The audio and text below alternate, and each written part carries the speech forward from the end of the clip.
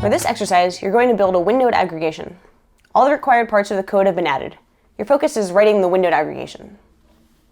To start, create the KStream electronic stream with the stream builder. You'll also add a peek operator to observe the incoming events. The first step for our windowed aggregation is to do a group by key. Next, you'll add a 1-hour tumbling window with a grace period of 5 minutes. Grace period means that events with timestamps outside the 1-hour window by no more than 5 minutes are still included in the computation. Now create the aggregation and initialize it to 0.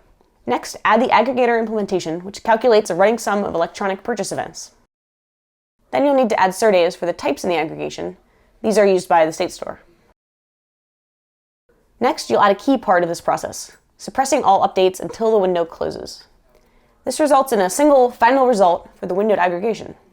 The unbounded parameter means that the buffer will continue to consume memory as it's needed until the window closes. Suppression is optional, especially if you want to see any intermediate results. After this, convert the K-table to a KStream, and you also map the windowed key to the underlying record key.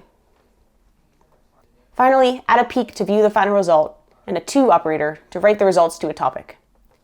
Let this application run for a minimum of 40 seconds to see the final results for the different keys.